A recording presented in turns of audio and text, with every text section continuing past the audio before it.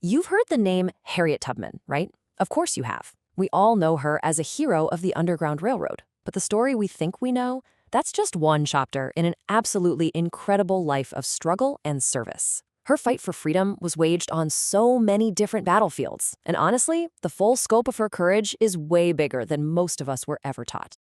I mean, this quote, this was everything to her. This wasn't just some powerful line she said once. This was the code she lived and breathed.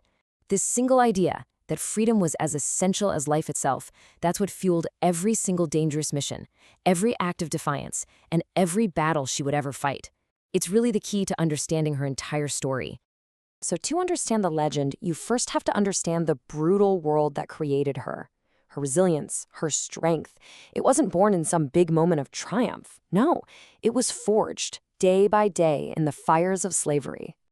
She started her life as a rementeross, or Minty, and like so many enslaved people, her exact birth year isn't known for sure. And that's not an accident. It was a deliberate way of erasing a person's identity. But we know she was born into bondage in Maryland, into a system designed from the ground up to break the human spirit. Her childhood was just a catalog of horrors. Can you imagine? At just 5 years old, she was hired out as a nursemaid, and she'd get whipped if the baby cried. But a traumatic head injury she suffered as a teenager, that changed her life forever.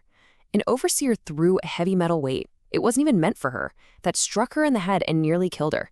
It left her with these lifelong seizures and awful headaches. But here's the thing, it also caused these powerful, vivid visions, which she believed were direct messages from God. So this act of violence, this thing that should have broken her, it instead became the source of her unshakable faith and what she saw as her divine purpose. Okay, so let's move to the chapter of her life that made her an absolute legend. This is where Araminta Ross transforms into Harriet Tubman, the conductor on the Underground Railroad, the woman who would become known to so many as Moses. In 1849, she made her own run for it, a grueling 90-mile journey all on foot to the free state of Pennsylvania. She later said of that moment, "I looked at my hands to see if I was the same person. There was such a glory over everything. I felt like I was in heaven." But that feeling, it just wasn't enough. Her family was still enslaved, and she knew right then and there she had to go back for them. And go back she did. Not just once or twice. Over the next decade, she would make an astonishing 13 dangerous missions back into the slaveholding South. And across those missions, she personally guided around 70 people, her parents, her brothers, family, and friends, out of bondage. And this number, this one, is maybe the most incredible of all, 0. Despite the constant danger, the slave catchers, the patrols, she never once lost a single person she was leading. Her record was perfect. And you know, nobody could say it better than she did herself. You can just hear the pride in her voice, the absolute certainty of her skill. This wasn't just about courage, it was about brilliant planning and unbelievable competence. So how in the world did she pull this off? Well, she was a master strategist. She traveled by night, often in the dead of winter when fewer people were out. She was clever.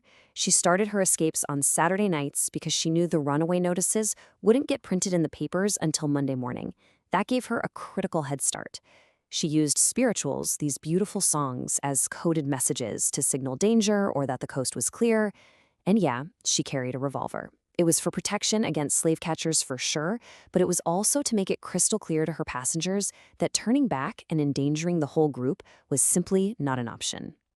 But here's where the story takes a turn that a lot of people just don't know. Her work as Moses was only the first war she would fight. When the Civil War exploded, Harriet Tubman's battle for freedom evolved. She went from rescuer to warrior, and she took her incredible skills to a national stage. Okay, just look at this slide. This really puts it all into perspective. The contrast is staggering. As Moses, she rescued about 70 people, working in secret in the dark. As a leader for the Union Army, she liberated over 750 people in a single armed raid. The secret nighttime journeys became daring daytime military operations. This wasn't just a continuation of her work. This was a massive, massive escalation. She served the Union Army in any way she could. She started out as a cook and a nurse. But her knowledge of the land, her experience with secret travel, it quickly made her completely invaluable as a scout and a spy. Her role just kept growing and growing until she was leading operations herself. The high point of her military career was without a doubt the Combahee River Raid in 1863.